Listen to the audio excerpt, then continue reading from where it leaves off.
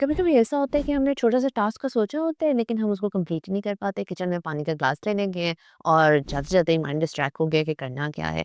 बहुत से वो सारे काम जो बहुत से लोग एफर्टलेसली कर लेते हैं, आप बहुत ज़्यादा एफर्ट करने के बाद भी नहीं कर पाते।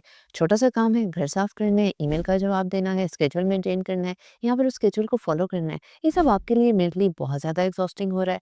तो ये सिर्फ लेजीनेस नहीं बल्कि एडीएचडी की हिडन स्ट्रगल भी हो सकती है। अस्सलाम वालेकुम, I am Sara Ahmed Neena, consultant clinical psychologist and आज की इस वीडियो में एडीएचडी की इस सीरीज में मैं आपको ये बताऊंगी कि एडीएचडी की हिडन स्ट्रगल्स होती क्या हैं। और ये सिर्फ एक फोकस का इशू नहीं है, या हम ये नहीं कह सकते कि तुम लेजी हो रहे हो या मैं लेजी हो रहा हूँ या मैं फोकस नहीं कर पाता। अब समझने की जरूरत ये है कि एडीएचडी की इन स्ट्रगल्स के पीछे रियल रीजंस क्या हैं। Number one, executive functioning issue. Executive functions like planning, organisation and task completion. ADHD से सफर करने वाले लोगों को इन सारी चीज़ों में बहुत ज़्यादा प्रॉब्लम होती है। The people who are suffering through this, उनका प्रीफ्रंटल कॉर्टेक्स उस तरह से डेवलप नहीं हुआ होता, तो ऑब्वियसली वो इन सब प्रोसेसेस में लैग कर रहे होते हैं। वो कोई ना कोई काम शुरू कर देते हैं लेकिन ऑर्गेनाइज नहीं हो पाता, कभी प्लान नहीं कर पाते, और अगर लेट सपोज कर लेते हैं तो वो उनसे कंप्लीट नहीं हो पाता। छोटा सा टास्क उनको बहुत ज़्यादा ओवरवेलमिंग लग रहा होता है। टास्क इनिशिएशन का मसला है, वो टास्क को शुरू ही नहीं कर पाते, उसको अपने दिमाग में बहुत ज़्यादा बड़ा तस्वुर कर लेते हैं।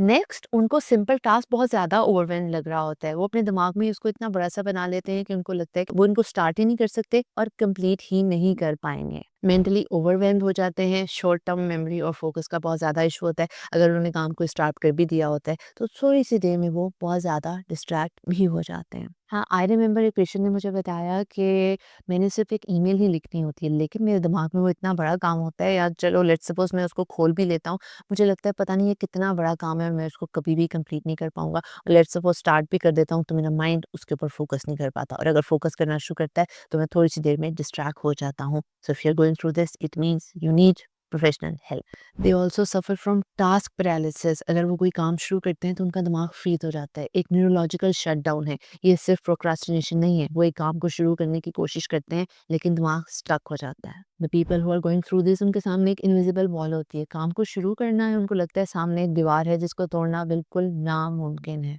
इसकी वजह से इस कदर ज़्यादा फ्रस्ट्रेशन बढ़ जाती है उन लोगों में कि वो टास्क इनकम्प्लीट और डिलेड ही रहता है। So keep it in mind, ये टास्क पैरालिसिस है, सिर्फ मोटिवेशन की कमी नहीं है। और हम किसी को ऐसे नहीं कह सकते यार तुम तो मोटिवेटेड ही नहीं हो लाइफ में, तुम कर क्या रहे हो, तुम्हारी लाइफ ऑर्गेनाइज नहीं है। This is something really very serious.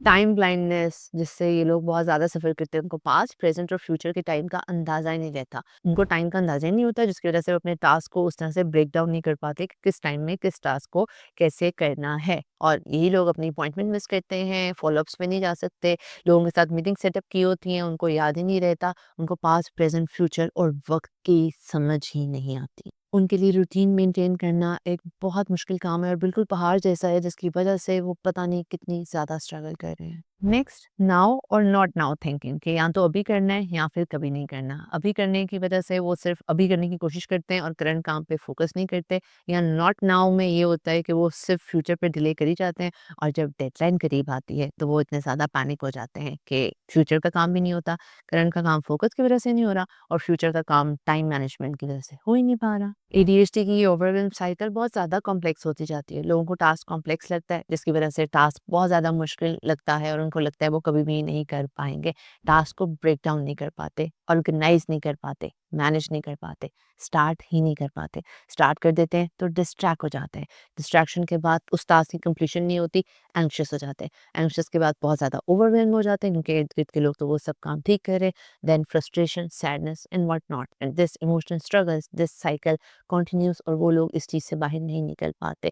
So the point is you have to break this cycle. इन सब चीज़ों को आइडेंटिफाई करना है, ओन करने के, इट्स ऑलराइट, हमें अगर ये सब सिम्टम्स हैं कोई बात नहीं, we are not alone suffering through this. आपने कंसल्टेंट क्लिनिकल साइकोलॉजिस्ट को कंसल्ट करना है। If you want to book your appointment with me, तो आप लोग मेरे साथ भी बुक करवा सकते हैं। मेरे चैनल को सब्सक्राइब कर लीजिएगा, बेल आइकन को क्लिक कर लीजिएगा, क्योंकि एडीएचडी की नेक्स्ट वीडियोस जो इसी सीरीज पे आ रही हैं वो आप तक पहुंच पाएँ, और मेंटल हेल्थ पे और रिलेशनशिप पे और जो सारी वीडियोस हैं वो आप तक ज़रूर पहुंच पाएँ। कमेंट सेक्शन में ज़रूर शेयर कीजिएगा कि अगर आप भी इस तरह की किसी स्ट्रगल से गुजरे हैं या आपका कोई करीबी स्ट्रगल से गुजरा है, ताकि जो लोग कमेंट सेक्शन में आए उनको भी ये अवेयरनेस हो कि दे आर नॉट अलोन, और इस तरह के सिम्टम्स बड़े आम हैं। सो जब तक ये नेक्स्ट वीडियो आती है अपना ख्याल रखिएगा। अल्लाह हाफ़िज़।